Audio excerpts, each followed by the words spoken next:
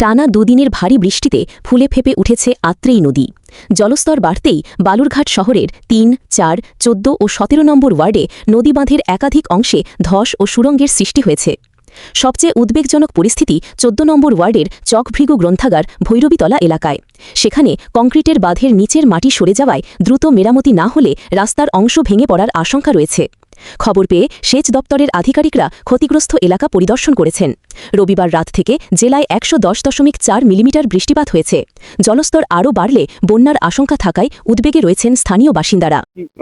কবে থেকে এই ঘটনাটা ঘটেছে, মানে কি আতঙ্কে আছেন আপনারা এখন? ভেঙে যায় গোড়াটা ভেঙে কালভার্ট করে দেওয়া দরকার একটা এখানটায়। এটা কবে থেকে ভাঙতে শুরু করেছে?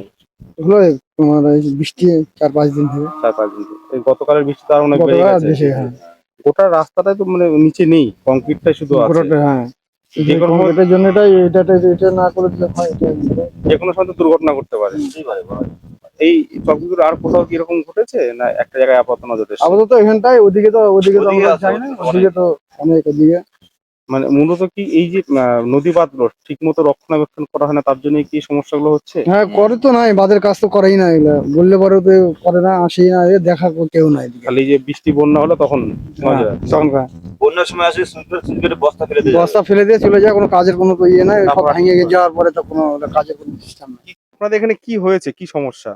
সমস্যায় যে রাস্তা ভেঙে গেছে, তো এটা কয়েকদিন হলো বৃষ্টি শুরু হওয়াকালীন, তো এখান থেকে একদম ড্রেনটা ভেঙে রাস্তার এপার থেকে ওপার একদম গর্ত হয়ে গেছে। না স্যার, এদিক দিয়ে টোটো মোটরসাইকেল চলাচল করে, সেগুলো হচ্ছে একদম রাস্তাটা বসে যাবে। এটা তো নদী বাঁধের রাস্তা। হ্যাঁ, এটা বাঁধের রাস্তা। প্রশাসনকে জানানো হয়েছে, তবুও এখানকার কাউন্সিলরকেও জানানো হয়েছে, তবুও আসেনি।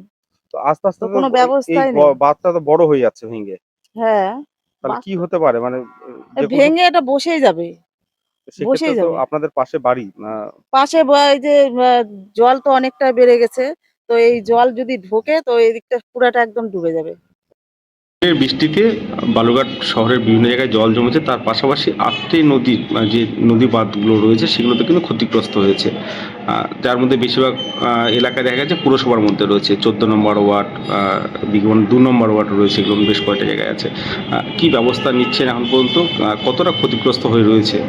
দেখুন, যে পরিমাণ বৃষ্টি এবার হচ্ছে কন্টিনিউয়াস, তাতে প্রত্যেকটা জায়গাতেই কিছু না কিছু ডিসপিউট হয়েছে এবং বিভিন্ন জায়গায় জল জমে আছে।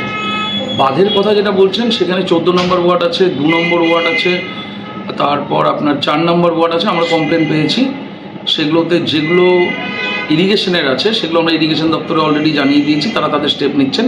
এবং যেগুলো আমাদের করা প্রয়োজন সেগুলো আমরা অলরেডি রাবিশের ব্যবস্থা করে সেই জায়গাগুলো রিপেয়ারের ব্যবস্থা করে দিয়েছি। হয়তো আজকেও করছে, কালকেও করবে, একদিনে তো সম্ভব না প্রত্যেকটা করা। আমরা ইনিশিয়েটিভ নিয়েছি। ১১ নম্বরেও আছে কমপ্লেন এসছে, আমরা সেগুলো সব করার চেষ্টা করছি।